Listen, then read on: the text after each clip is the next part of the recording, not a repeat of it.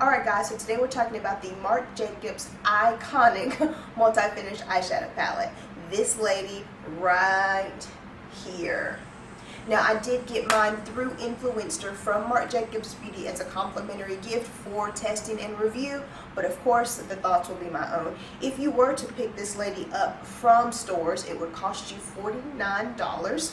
And you do have 7 pans of shadow, and I'll make sure I put some information up here for you as far as cost, grams, cost per gram, and actually some comparison for you, because I do think that if you're really trying to figure out if something is worth your money and if it's expensive or not, then breaking the cost down by gram really is a good way for you to be able to actually compare apples to apples versus just looking at the price tag. So here's this one. This is the 750 Edgitorial palette. There are 5 other palettes in the same collection.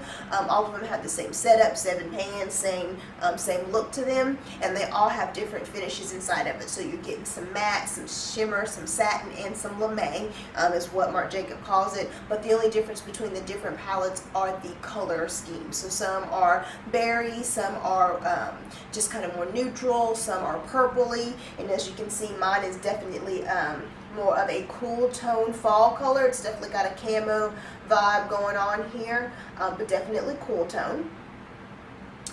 And I will say that when I first got this palette, I was a bit intimidated. 2 reasons. One, I am not a shadow person. I love the way people look in it. I can definitely appreciate watching someone do a very intricate and even a simple eyeshadow look, but I'm very bad at it. I'm very slow. I'm not very artistic. I can't come up with ideas, so normally I end up skipping shadow and only doing it on the weekends, which if you think about it, I'm not going to get any better not doing it, so I might need to hop on that train. And I was also intimidated because it's a cool tone palette, and I'm not a cool tone girl. I look better in golds, I have warm undertones, I normally stick to warmer colors. But you know what, I had to review it. It was sent to me complimentary, so it was almost like a push for me to actually try to use this thing. And I'm going to tell you what, I have liked everything I have created out of this palette, and speaking from my experience, someone who just doesn't do shadow a lot, I really do like this palette.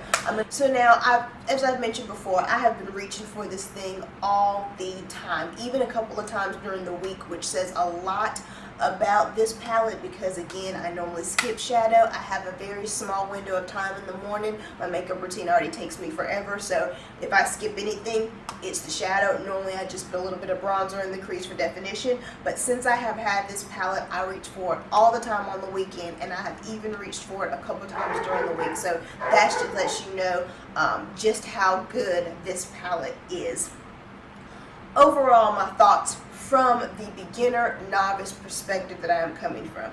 I do love this palette. It is very, very beautiful. I mean, look at it. It just screams luxurious. Like, anytime I open this palette up, I just feel pretty. I had to be honest, y'all. I just feel pretty. It's just very heavy. Definitely feels like you've got some weight to it. Very luxurious. The packaging gorgeous. And it says Marc Jacobs. You know you're getting luxury. The pigmentation, I have to be honest and say, the pigmentation on this baby is beautiful, especially when you get down here. I will definitely admit that these lighter tones over here don't show up quite as well on my dark skin, but you could definitely wet your brush and do some other things to make it better. But definitely I would say the lighter tones down here are definitely lighter tones, but when you get down here to this area, you're getting some pigmentation. They're very easy to blend, even for a novice like me who just doesn't know what she's doing and who knows I should be blending way longer than I actually do. These were very easy to blend. It was easy to just smooth out those edges. It was really easy to blend them together. It was really easy to put a dark over a lighter color. Like they were just easy to blend, and they're quite smooth. There is a little bit of, I guess, excess product when you dip your brush in there, but not to me more than any other palette that I've ever had. And honestly, for it to be kind of powdery, it's still a clean palette, and I hope that makes sense to anyone else who's owned a palette, whether it's blush, bronzer, whatever it is. You know those palettes where they just get dirty, you know, every time you use them stuff just gets everywhere. This stays so clean, which I think is hilarious since it kicks up a little bit, but it's a clean palette, which I think you'll know what I'm talking about else. The wear time. I will say, when you use the primer, when you use the Marc Jacobs primer, I did get a sample with this. I could see a difference in the wear time of the product versus, say, my Wet n Wild eyeshadow primer that I normally use. But even just using my generic eyeshadow primer, you do get a good bit of wear time on this. I have really oily lids, and I have to deal with the fact that that oil starts breaking through and can really break down some product fairly quickly. But I will say you do get a good bit of wear time on this. I'd say definitely more than half the day, maybe around the 6 or 7 hour mark is when I can see that they faded and that they're blending into each other just a little bit.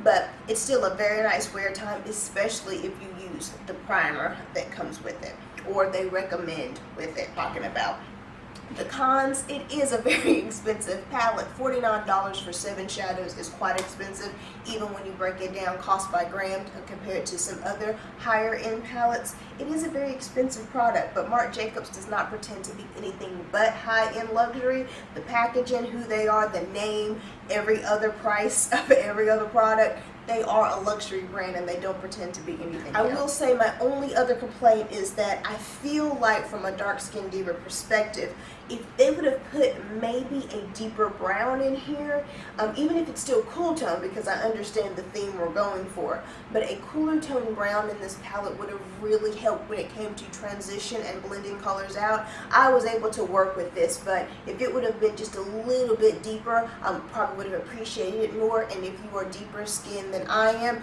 this might come off just a little bit ashier than you're looking for, and you're going to have to bring in a transition color or a blending color from another palette. So that would be my only complaint. But overall, I'm so glad I got this. Thank you, Influencer. Thank you, Marc Jacobs Beauty, because I love this palette. I will continue to use it. You will definitely see looks with it moving forward, but love it.